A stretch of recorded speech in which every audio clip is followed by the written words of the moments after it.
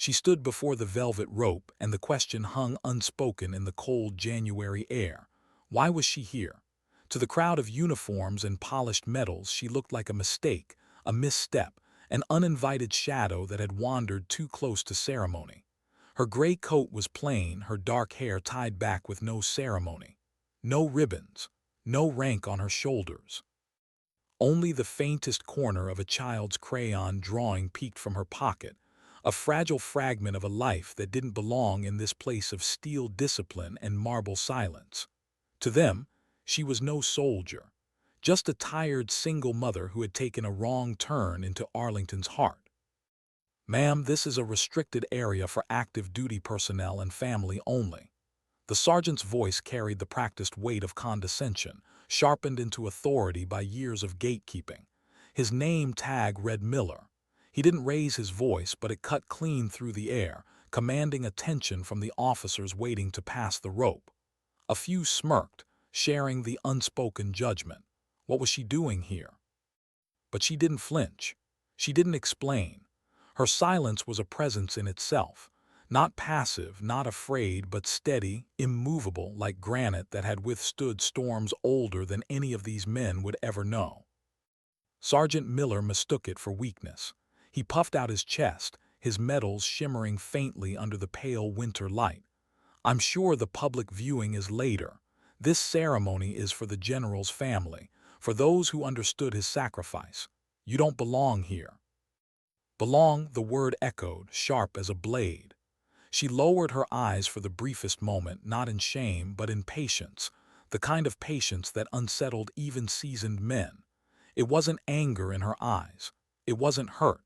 It was something older, more dangerous, like the gaze of a predator who knows it doesn't need to chase. She had stood before men far deadlier than this sergeant. Men with machine guns, men with bombs strapped to their chests, men who tried to convince themselves that chaos made them powerful. Their threats were storms. His words were drizzle. She had learned long ago how to let storms pass. And yet, still she stood. The young officers behind him shuffled uneasily. None stepped in. None defended her. Their silence betrayed the values they wore pinned to their uniforms: duty, honor, respect, now crumbling beneath the weight of one sergeant's arrogance. Only one man at a distance saw the truth: General Robert Davies. 4 silver stars on each shoulder, though today he wore them subdued in mourning black. His eyes had watched countless soldiers, countless ceremonies. But now, as he looked at her, at the stillness of her body, the weight of her silence, the absolute calm in her breathing, he knew. This woman was no mistake. She was not here by accident. She stood not like someone asking permission, but like someone waiting for the noise of children to die down. But no one else understood, not yet. Sergeant Miller wasn't finished. He gestured at her coat, her unremarkable face, her lack of uniform. "This isn't a town hall meeting," he barked. "This is the final farewell for a 4-star general, a warrior. You show up like this, it's disrespectful." The irony clanged in the air, but no one named it. He spoke of respect while stripping it from her. He claimed to defend a warrior's honor while shamming the one person in that moment who honored it most. She kept her eyes past him, beyond the chapel doors, beyond the murmuring crowd. Her stillness unnerved him more than any protest could have. People were supposed to argue, to defend themselves, to meet force with force. But she gave him nothing, only silence. And in that silence he began to stumble. His words grew louder, harsher, desperate to fill the vacuum. "You just don't belong," he repeated.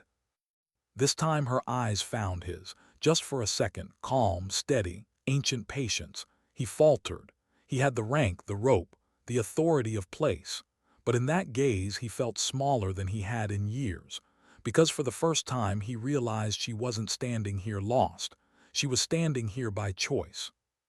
What no one knew was that she had come to say goodbye, not as an outsider, not as a mistake, but as someone who had once walked beside the man they buried today, General Marcus Thorne. She had known him not as the distant legend whose portrait hung in corridors, not as a name etched into history. She knew him from the dirt, from the heat, From the nights when the sky lit with tracers and hope burned thin, he had not called her Chief or Vance.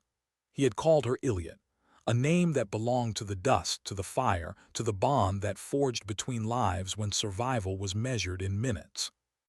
She remembered a foreign wasteland where water was scarce and men whispered their goodbyes before dawn patrols. She remembered sitting shoulder to shoulder with him, dust coating their faces, sharing a dented canteen of lukewarm water while planning a mission everyone else believed impossible. She remembered when the fighting was done, when she had carried wounds she thought she would not live through, and he had quietly arranged for her daughter's medical bills to be covered. Not out of duty, out of compassion. Out of a kind of leadership so rare it bordered on myth. General Thorne had been more than a commander. He was part of her survival. And now, Sergeant Miller told her she didn't belong. The crowd shifted again, uncomfortable, sensing something but not yet seeing it. They saw only a woman. They missed the weapon in the room, not one you could holster or load, but the kind forged from silence and resolve. The bugle's first note split the air. The 21-gun salute began, echoing across the cold sky. 7 soldiers raised rifles, their geometry perfect, sorrow sharpened into ceremony. The first volley cracked like thunder. The second followed, then the third. But on the fourth, silence. A dull metallic clank instead of fire. The farthest rifleman froze, panic flashing across his disciplined face. He worked the bolt frantically, but the weapon was jammed catastrophically. A double feed, a stovepipe jam, rounds fighting each other in a chamber too small for failure. The detail faltered, the sacred rhythm shattered, the air turned brittle. The crowd's collective breath caught in suspended horror. The ritual had broken, and in that break, silence turned into shame. The NCO rushed forward, whispering sharp commands, but the young soldier fumbled. His gloves clumsy, his movements frantic. Every second dragged into eternity. This was not just a mechanical failure. It was humiliation in the most sacred of spaces. Sergeant Miller muttered under his breath, "Amateurs can't even handle a ceremony." And that's when she moved. Not with urgency, not with panic, but with a flow that belonged to something beyond training, something elemental. One moment she was behind the rope, silent. The next, she was already moving through the gap, her coat brushing against the air with an authority no one dared question. Miller's mouth opened to stop her, but the words died. No one stopped her. No one could. She reached the trembling soldier. His eyes widened, and without speaking, she placed her hand gently on the rifle's stock. A touch of command, a promise of calm. He released it instantly. Her hands worked, a blur to most, but to the few who had lived long enough to know, like General Davies, it was a revelation. She tilted the rifle, counterintuitive, using gravity as her first ally. Thumb depressed the magazine release while the other hand cupped the bottom, preventing noise. The mag slid out, silent as a breath. She locked the bolt back, her nail hooking the jammed brass casing and flicking it free. From her coat, a tool appeared, a Leatherman. Its pliers entered the chamber, dislodging the second round with surgeon precision. Clack, clack, clack. She worked the bolt clean, crisp, perfect, barrel checked. Magazine slapped back with a resonant click. 4 seconds, that's all it took. She handed the rifle back. No pity in her eyes, no pride. Only a command unspoken finished the mission. Then, just as silently, she walked back to her place behind the rope. The cemetery fell into a silence so profound it pressed against the chest. The only sound, the winter wind sighing through oak branches.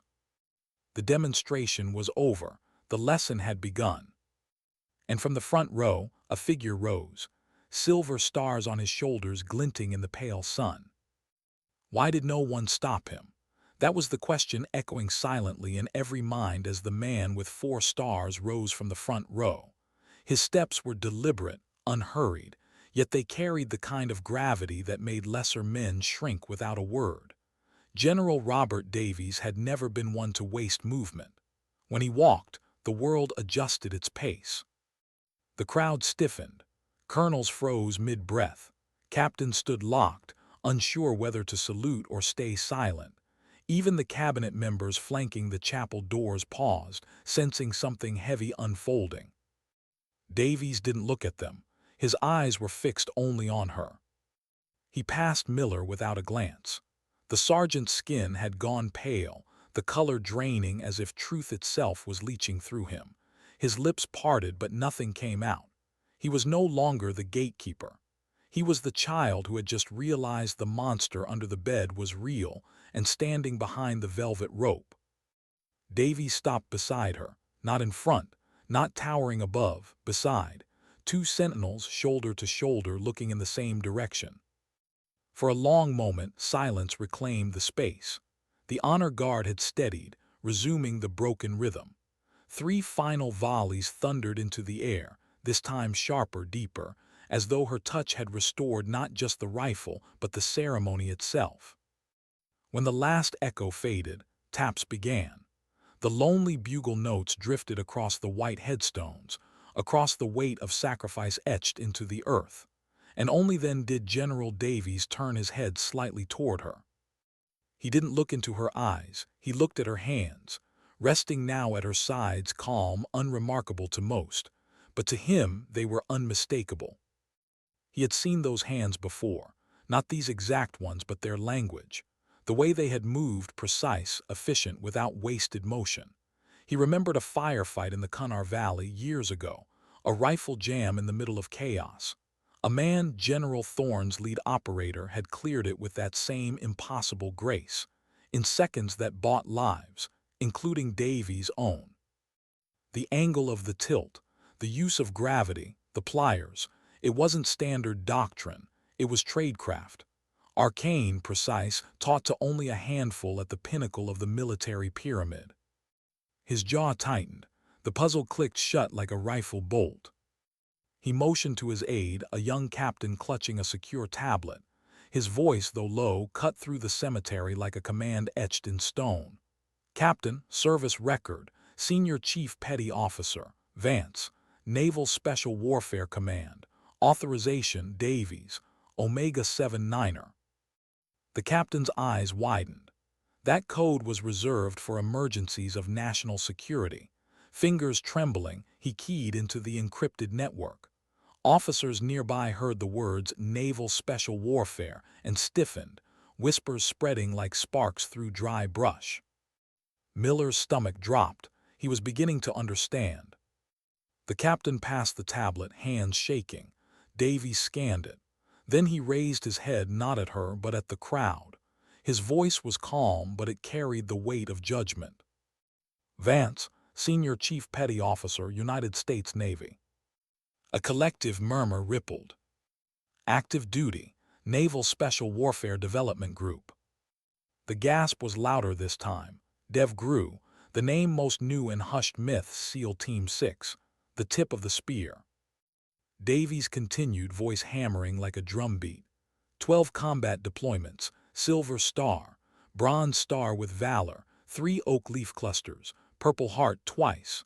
From 2012 to 2016, Operations Chief and Master Armorer, Task Force Omega, Commanding Officer, General Marcus Thorne. He paused. His eyes swept the rows, lingering on Miller, who now looked as if gravity itself might crush him.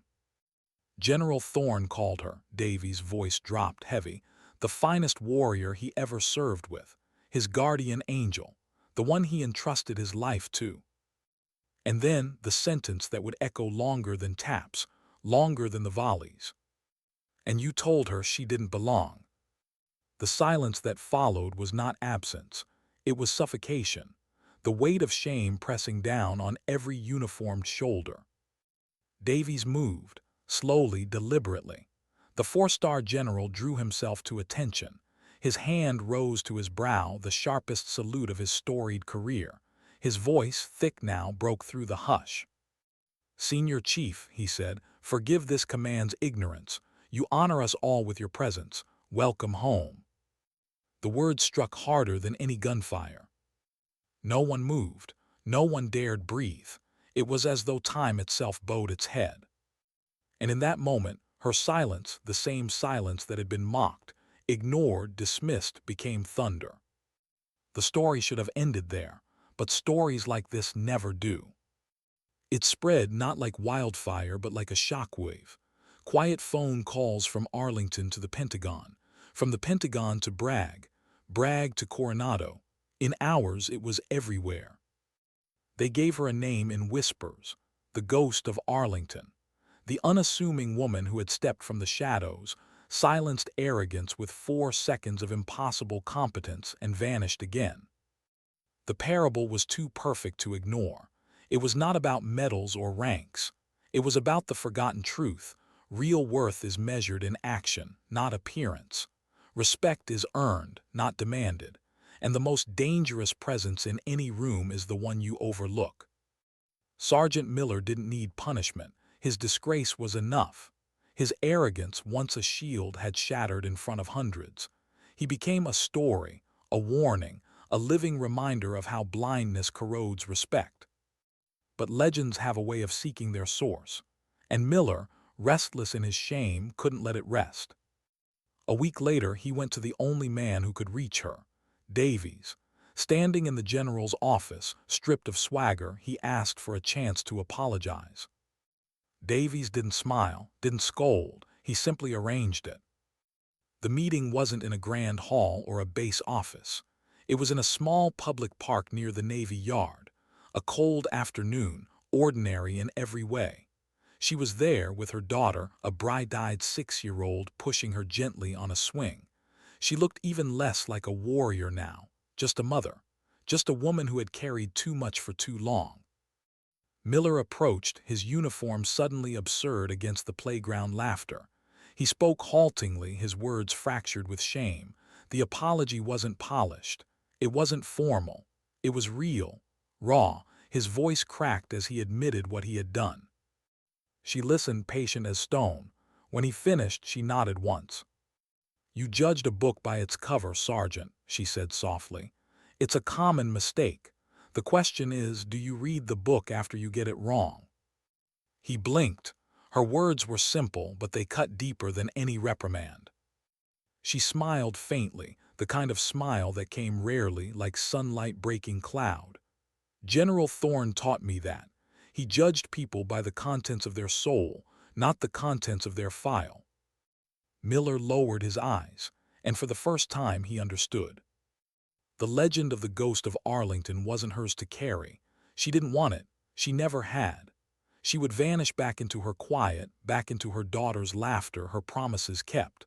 But the story had already left her hands.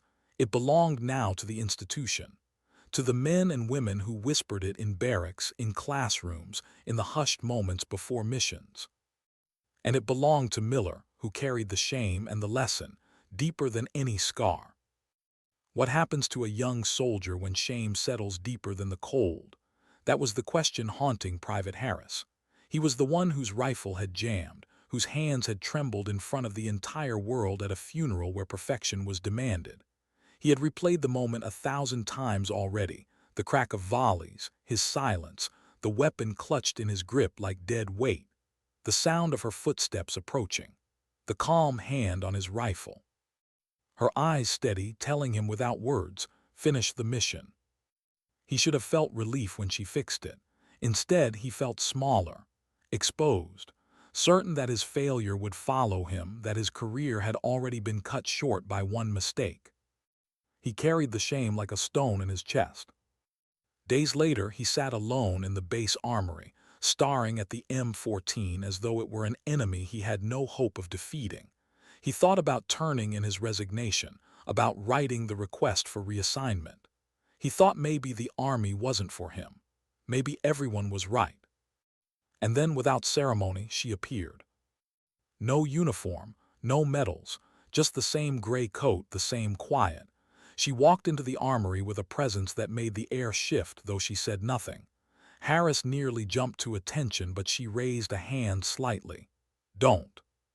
She approached the rifle. "This it." Her voice was low, steady. He nodded, ashamed. "Let me see it."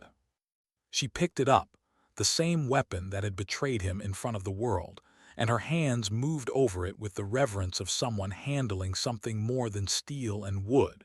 She set it on the workbench. "You think you failed?" He swallowed hard. "Yes, ma'am." Her eyes lifted to his, calm and unreadable. "You didn't fail. The rifle did, but you didn't understand it enough to help it." He blinked. The words struck strangely, not like comfort but like instruction. "Sit," she said. He sat. She field-stripped the weapon in seconds, laying out its pieces not as parts but as something almost sacred.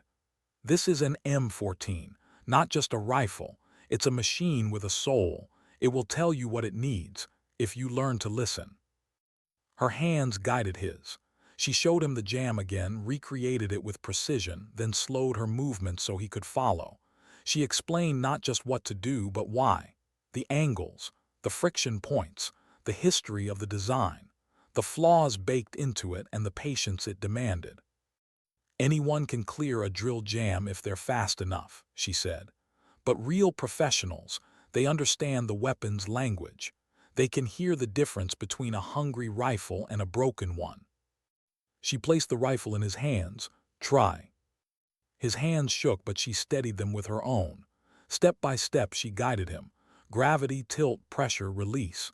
Slowly he cleared the jam, clean, precise. He looked at her, wide-eyed. She nodded once, again. He repeated it, faster this time. She corrected his grip, adjusted his angle, again, again. An hour passed. His shame melted into something else. Focus, understanding. For the first time since that frozen moment at the funeral, he didn't feel like a failure. He felt like a student. Finally, she set the rifle down gently. "Don't carry the weight of that day like it's your grave. Carry it like it's your teacher. Everyone fails, but if you learn, it wasn't failure. It was tuition." His throat tightened. Why are you helping me?" She studied him for a moment. "Because someone once helped me, and because if you walk away now, you'll never forgive yourself. Finish the mission private." The words hit him like the first clean breath after drowning. And then she was gone. No ceremony, no demand for thanks, just the same quiet that carried her everywhere. The rifle she touched that day would never be fired again. By order of General Davies, it was decommissioned from ceremonial duty. Mounted in glass, placed in the main hall of the base headquarters where every soldier would pass it daily. The plaque beneath it didn't bear her name or her rank. That was her request. Instead, it bore words that struck deeper than any biography. "The measure of a warrior is not the rank they wear, but the standard they uphold." This rifle was jammed by circumstance and cleared by competence. Let it serve as a reminder that assumptions are our greatest enemy and the quiet professional our greatest strength. It became more than steel. It became a symbol, a silent teacher, ensuring that the lesson of that cold January day would never be forgotten. The legend grew, at first whispered in barracks, then told in classrooms, then written into curriculum. Leadership courses across the military began teaching the parable, the arrogance of Sergeant Miller, the stillness of Senior Chief Vance, the rifle, the 4 seconds. It became mandatory discussion, not as a war story but as a mirror.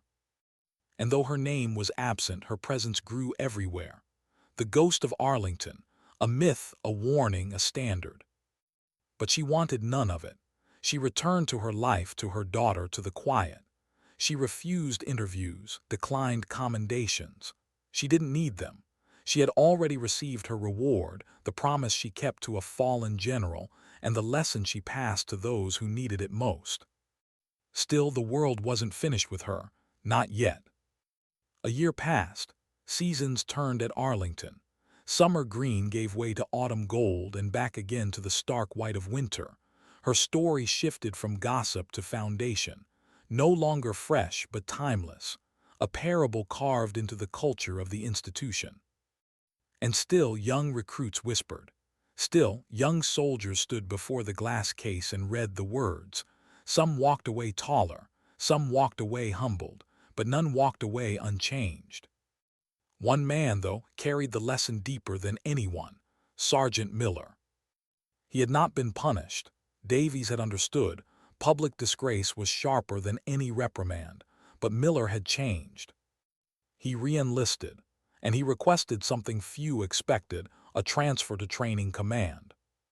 He stood now before a new class of honor guard recruits, the rifle in its case behind him. His voice was different. Gone was the arrogance, the hollow bravado. What replaced it was quieter, earned. He told them the story. He did not spare himself. He laid bare his ignorance, his prejudice, his shame. And in his honesty he commanded more respect than he ever had when he barked orders. "Some of you see a weapon," he told them, gesturing to the rifle. "Some of you see a mistake. I see a mirror. It showed me who I was, and it forced me to become someone better." He paused, looked each recruit in the eye. "Your duty isn't the polish on your boots. It isn't the crease in your trousers. It isn't even the ceremony. Your duty is to the quiet professional, to the standard they carry. And if you don't learn that, nothing else matters." The recruit stood silent, the lesson sinking in. He nodded once, finishing not with pride but with reverence. She needed no introduction, because her actions said more than any title or rank ever could. In his voice there was no bitterness, only respect. And somewhere far from that classroom, she walked among white headstones with her daughter's small hand in hers. Memorial Day. She stopped at Thorne's grave. Her daughter looked up at her. Who was he? She didn't tell her stories of war. She didn't speak of firefights or missions lost to history. Instead, she said softly, he was a kind man. He shared water when it was hot, told funny stories when everyone was scared, and he always kept his promises. Her daughter smiled, small and innocent. And in that smile, she knew her legacy wasn't in rifles or ceremonies or whispered legends. It was in this, in the human story she carried forward, not for soldiers but for her child. What does a legend do when the world insists on remembering, but she only wants to forget? That was the weight pressing on her shoulders as the months passed. The ghost of Arlington had become more than a story now. It was folklore. Soldiers invoked it in hushed conversations before missions. Recruits repeated it in training halls like scripture. Instructors built entire lessons around the quiet woman in the gray coat. But she did not feel like a ghost. She did not feel like a myth. She felt like a mother with laundry to fold, with bills to pay, with a 6-year-old who asked endless questions about the sky and the stars.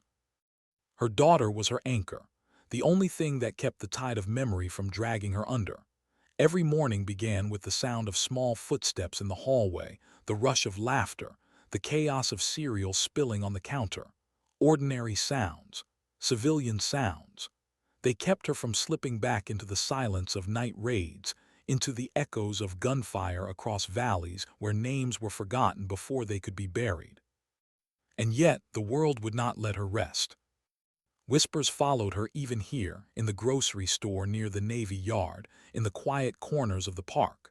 Soldiers she didn't know would stop and nod, not out of recognition, for most had no idea what she looked like, but out of reverence, as though they were bowing before a rumor given flesh. She hated it. Not because she despised respect, but because respect wasn't what she had ever wanted. She wanted invisibility, silence. The mission was always supposed to be quiet. At night, when her daughter was asleep, the stillness returned, the kind that wasn't peaceful but heavy. She would sit by the window, staring out at the streetlights, and remember the places where stars were the only light, where silence wasn't safety but the pause before chaos. She remembered Cunnar, the ambush that nearly killed them all, the firefight that stretched into hours, every second a razor edge between life and nothing. She remembered the sound of a rifle jammed in the middle of it, the weight of 3 lives pressed into her hands as she worked faster than thought. She remembered Thorne's voice in the aftermath, not congratulating, not praising, but simply saying, "I knew you'd be there." That was the truth of her service. Not medals, not whispers, just moments. A hand on her shoulder in the dust, a commander sharing his water when there wasn't enough, promises kept in the dark when no one else believed they could survive. But legends don't tell that part. They polish. They exaggerate. They turn silence into thunder because thunder is easier to understand than stillness. Her daughter asked one night, curled under blankets, "Mom, why do people salute you when they don't know you?" She hesitated. The answer was complicated, too heavy for small ears, but she said gently, "Because sometimes people see a shadow and decide it must be bigger than it is." Her daughter frowned. "But you're not a shadow, you're just Mom." She smiled, brushing hair from the little one's forehead. "That's exactly right." Still, when she lay awake, she felt the dual weight, the myth they had built and the truth she carried. And between them stretched a chasm that no words could bridge. General Davies tried once. He called her quietly, his voice steady as always. He told her the legend had done more good than harm, that recruits had learned humility, that leaders had begun to question their own assumptions, that Miller himself was transformed, carrying her lesson into every class he taught. "It's not fair to you," Davies admitted, "but it's making us better." She listened in silence. When he finished, she said softly, "It was never about fair, it was about the promise." He knew which promise she meant, to Thorne to be there, to stand watch one last time. But even Davies didn't know the whole of it. There were nights she woke in a sweat, remembering the missions that had never been written down, the choices that had carved scars into her soul. Missions where silence wasn't dignity but necessity, where decisions meant lives saved or lost, and the only witnesses were shadows. She carried those nights with her, and though the world now wrapped her in reverence, she felt the weight of things unseen, the names she couldn't say, the faces she couldn't forget. Her daughter was her redemption, the small hand that reminded her she had something left to fight for, but motherhood came with its own battles. School meetings where other parents looked at her with curiosity she couldn't explain, questions about a father she avoided, the constant balancing act of being both protector and provider, of hiding scars behind smiles. Once another mother at the playground remarked on her posture, "You stand like you're waiting for something." She only smiled faintly. If only the woman knew what it meant to live half in the present, half in the past, to scan every horizon for threats invisible to everyone else. The hardest part wasn't the memories, it was the isolation. She couldn't explain who she had been, not to neighbors, not to teachers, sometimes not even to herself. To the world she was a ghost. To her daughter she was just Mom. To her own heart she was something in between, unfinished, unresolved. And yet in the quietest moments she felt Thorne's presence, not like a haunting, more like a memory that refused to die. She would hear his voice in her mind, steady, calm, reminding her of the simplest truths, that leadership was compassion, that survival was promises kept, that the mission was never about glory, but about the person beside you. She missed him, not in the way of soldiers missing commanders, but in the way of human beings missing the one who saw them when no one else did.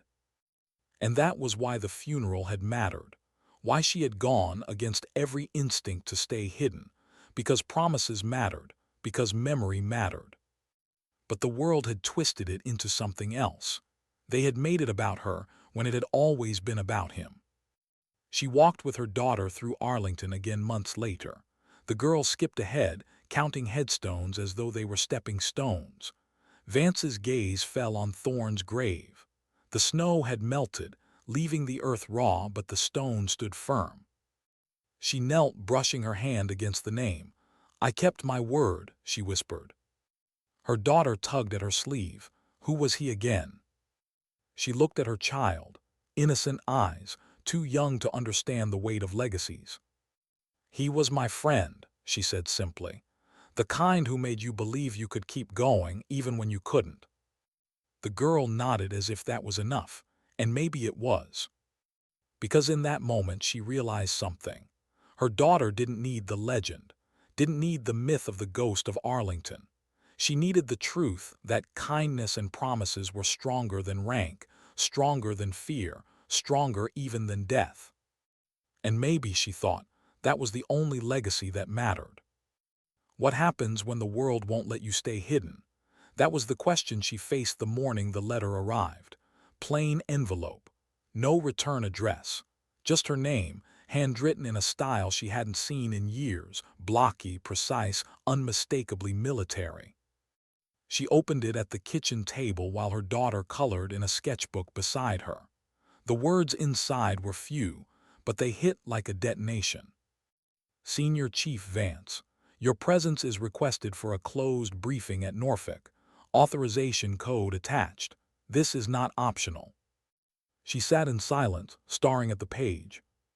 Her daughter hummed softly, crayons scratching paper. For a moment, the sound felt like a barrier, a fragile wall between her and the past clawing its way back.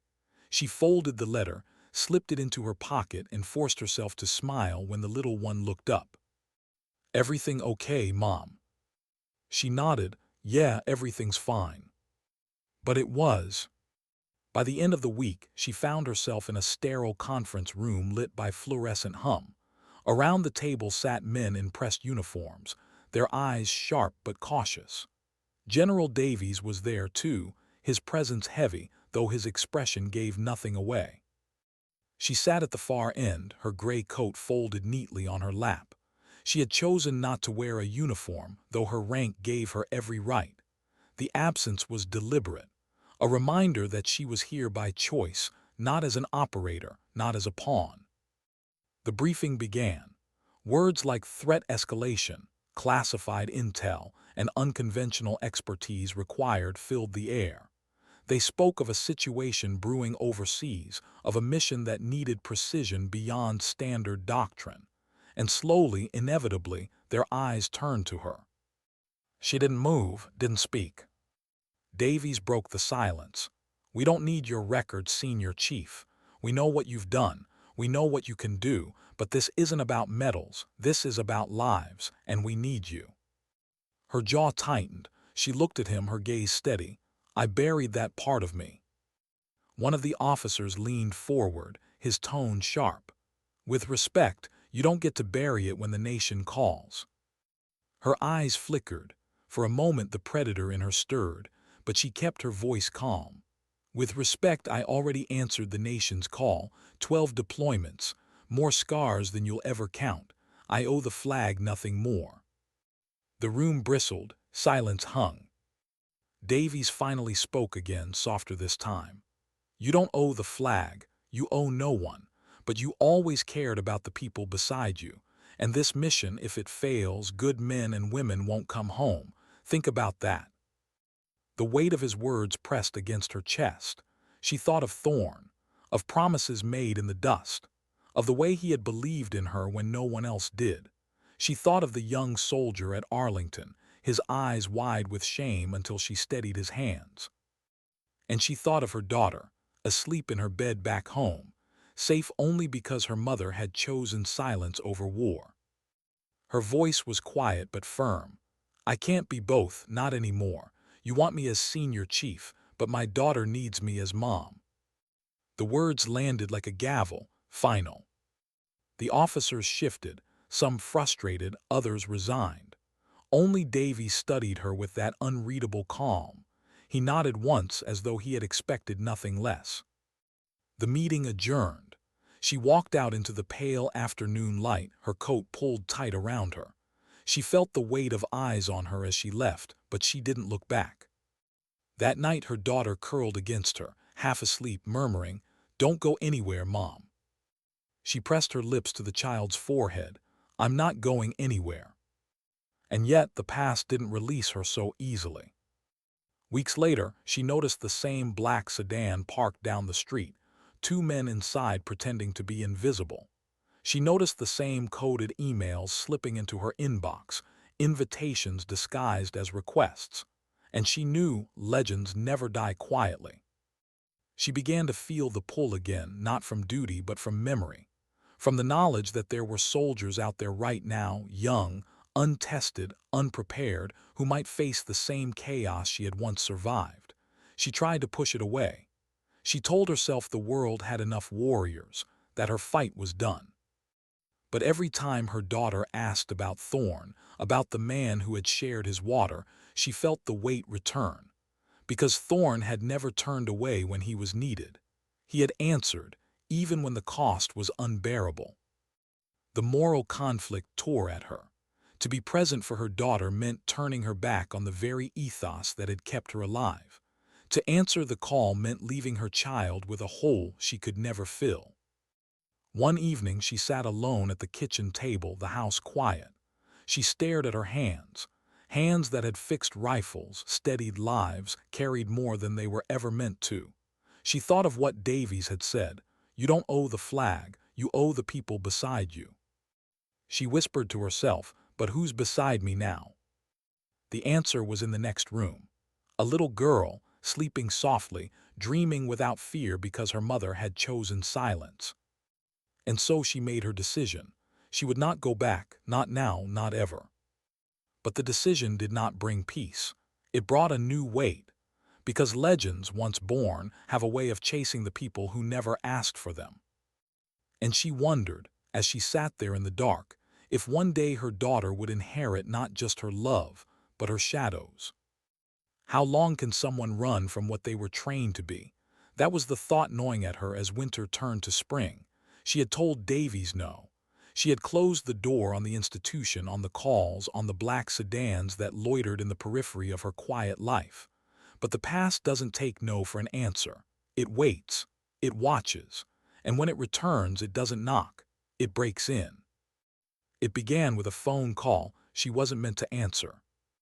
She was cooking dinner, her daughter humming at the table, crayons scattered across the wood. The phone buzzed. Unknown number.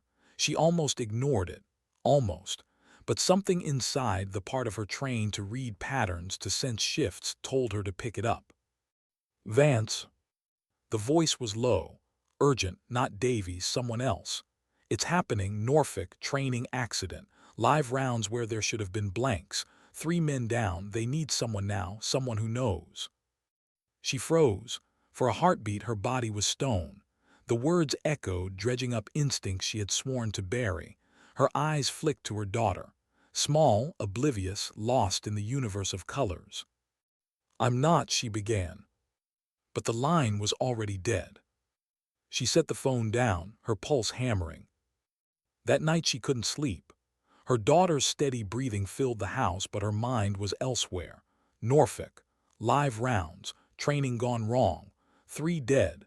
She saw the scene as if she had been there, the angles of fire, the confusion, the split-second mistakes that turned practice into massacre. And she hated herself. Because a part of her wanted to go. Not for them. Not for the institution. But because somewhere out there, young soldiers were bleeding in the same helplessness she had seen in Private Harris's eyes. But she stayed. She told herself she had chosen motherhood. She told herself her duty was here. Days later, the story broke in the news. A short segment tucked between politics and weather. A tragedy at a naval base. Training accident. Few details. Official statements spoke of equipment malfunction and ongoing investigation. She turned off the television before her daughter could hear. But the silence in the room was suffocating. The world moved on. She did not. Weeks passed. The weight pressed heavier each day. She tried to lose herself in routine, school drop-offs, grocery runs, bedtime stories. But every time her daughter asked, "Tell me about General Thorn," the guilt grew sharper. Because Thorn would never have looked away. He would never have told himself someone else could handle it. One evening she sat on a bench at the park, her daughter running across the grass. And then she saw him, Miller. No longer arrogant, no longer brash. He approached with hesitation, as though every step might shatter the fragile peace she had built. "Senior Chief." His voice was softer now, respectful. She looked up. "Miller." He stood awkwardly, shifting his weight. "I shouldn't be here, but I thought you should know. They're using your name again, in the classrooms, in the briefings. They're saying we need more like you." Her jaw tightened. They need to stop. He shook his head. They won't because it's true. The kids look up to you. They don't even know your face, but they know what you did, and it makes them want to be better. She looked away, her eyes following her daughter's laughter across the park. I don't want to be a ghost they worship. I just want to be her mother. Miller's gaze softened. Maybe you can be both. She almost laughed at that, almost, but the truth in his tone silenced her. As the sun dipped, Miller left, leaving her with thoughts she didn't want to carry. That night her daughter fell asleep clutching the crayon drawing she had made, a stick figure of herself, holding hands with another stick figure, taller, labeled Mom. Above them, she had drawn a small figure with wings. That's General Thorne, the child had explained proudly. She stared at it long after her daughter's breathing steadied into dreams. And in that crude drawing, she felt the weight of everything collide: motherhood, duty, promises, ghosts. The next day, Davies called. He didn't waste words, he never did. You know what happened in Norfolk. You've heard the cover story. The truth is worse, and it's spreading. Incompetence where there should have been competence. Blindness where there should have been vision. I'm not asking you to come back. I know your answer, but if you stay silent forever, the institution forgets. And when it forgets, more boys die. She closed her eyes, the phone pressed against her ear. Don't put this on me, General. It's already on you. Because you carry the lesson no one else can teach. Because you lived it. Because you're still here. Her throat tightened. For a long moment she couldn't speak. Then she whispered, I'm not a weapon anymore. His reply was steady. No, you're something harder to find, a standard. The line went quiet. That night she stood in front of the mirror. She didn't see the ghost of Arlington. She didn't see Senior Chief Vance. She saw a mother with tired eyes, with hands that still remembered how to clear a rifle jam in 4 seconds flat. And she realized the fight wasn't about choosing between warrior and mother. It was about teaching her daughter and everyone who came after what it really meant to carry both. The crisis had pulled her back into the light, not as a soldier, not as a legend, but as something rarer, a living reminder that silence can be strength, that competence can save lives, that promises matter. And she knew, deep down, the silence she had chosen wouldn't last much longer. How do you explain to a child that the world sees you as something you never asked to be? That was the question circling in her mind as spring turned into summer. The whispers of the ghost of Arlington had spread far enough that even outside the gates of bases, civilians were beginning to repeat them. She heard fragments at coffee shops, in checkout lines. A story of a mysterious woman, a broken rifle, a 4-star general's salute. Her daughter was too young to understand details, but children have a way of sensing shadows long before they see their shape. It began innocently. A classmate had brought in a book about heroes, soldiers, firefighters, astronauts. Her daughter had come home that afternoon, eyes wide, waving the book in her small hands. Mom, she asked, are you one of these? The question nearly stopped her heart. She crouched down looking at the pictures. Men in uniforms, women in flight suits, medals shining. Her own reflection was nowhere on those pages, but in her daughter's eyes the question lingered. No, she said softly, I'm just your mom. Her daughter frowned. But people look at you different, even when you don't wear a uniform. They stand straighter, they stare. Why? She hesitated. How do you explain respect born not from recognition, but from myth? How do you tell a child that silence can sometimes shout louder than medals? She brushed a hand over her daughter's hair. Sometimes people don't know how to see the whole of someone. They only see a piece, but the piece isn't the whole. Her daughter tilted her head. But you fixed that boy's gun. The words pierced her. What do you mean? I heard it at school. Some older kids were talking about a story, a lady who fixed a soldier's gun in 4 seconds. They said she was like a ghost, and one boy said, that's your mom. Her chest tightened. The story had reached further than she imagined, even here in the innocence of a schoolyard. She forced herself to smile. Kids tell stories, sweetheart. Sometimes they make them bigger than they really are. But later that night, as she tucked her daughter into bed, the question returned. Mom, are you a ghost? She froze in the doorway, hand on the light switch. For a moment she didn't know whether to laugh or cry. No, she whispered finally. I'm not a ghost. I'm someone who made promises, that's all. Her daughter accepted the answer with the simple faith only children carry, but she couldn't shake it. The next week she was invited formally, this time to speak at a leadership course. She had turned down dozens before, but Davies himself called, asking just for 1 hour. Not for the institution, he said. For them, for the kids who will be leading tomorrow. Against every instinct, she agreed. The classroom was small. 20 officers, young, bright-eyed, wearing uniforms still stiff with newness. They stood when she entered, but she waved it off. She wore no rank today, no medals, no markers, just the same gray coat. She looked at their faces, eager, curious, some skeptical. She recognized the look, the same one Miller had once carried. She didn't lecture, she didn't speak of medals or deployments. She told them a story, not about Arlington, not about her legend, but about Thorn, about the canteen of lukewarm water in the dust, about the nights when laughter kept them alive as much as weapons did, about promises. You think leadership is about orders, she said quietly. It is. It's about remembering the person beside you.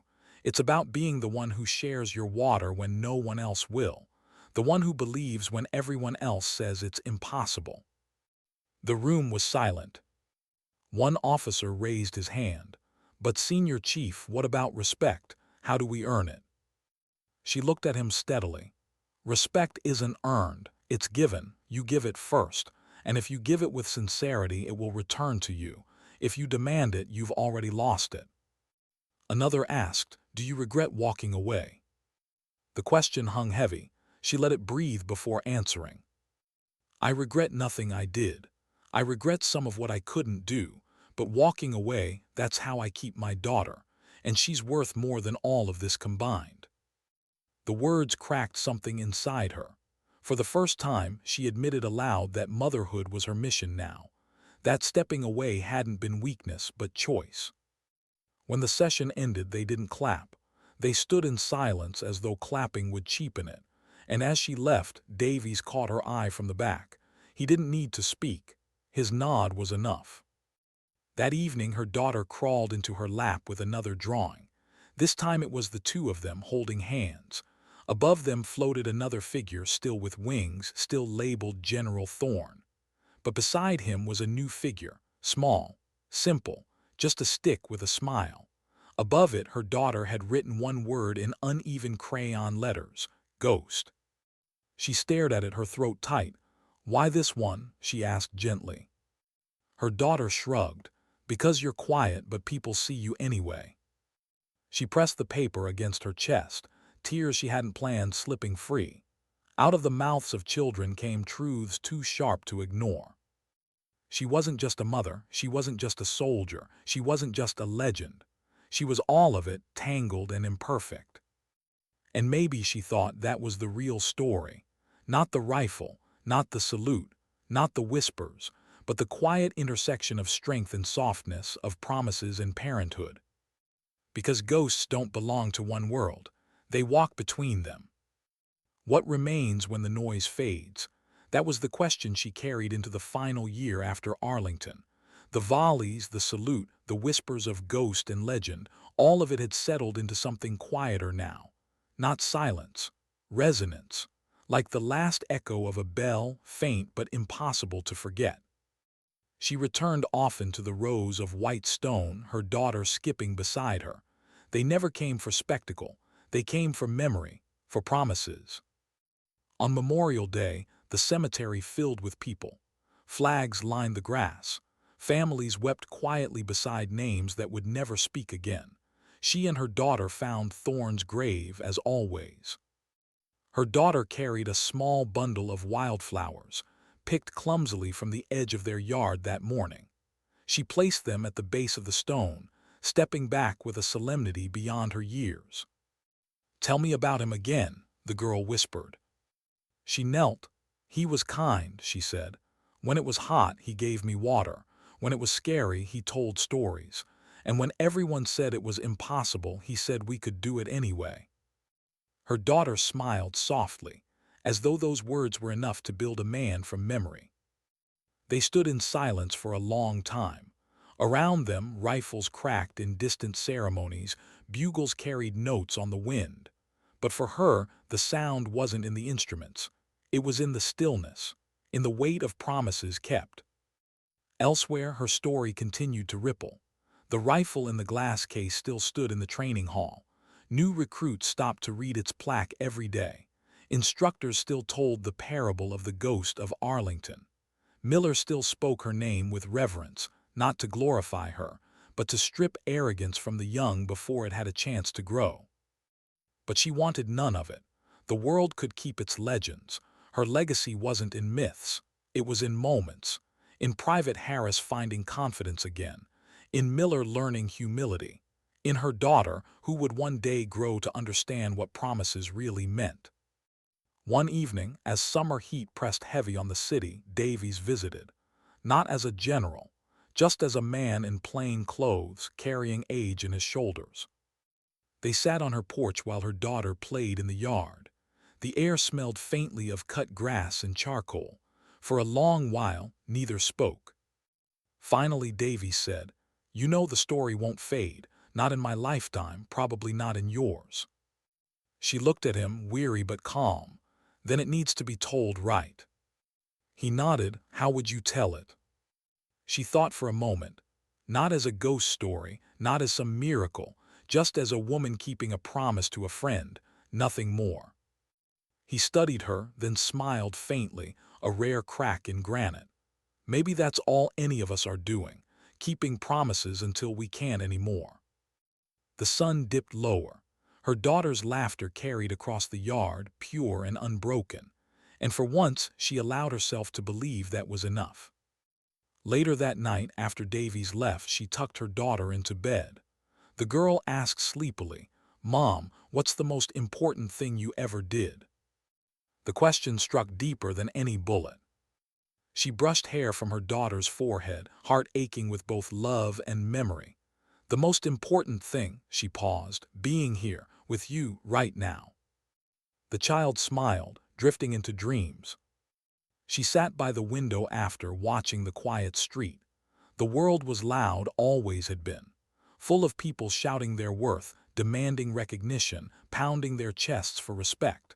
But the truth she had lived, the truth she wanted her daughter to carry, was different. Strength doesn't roar, it whispers.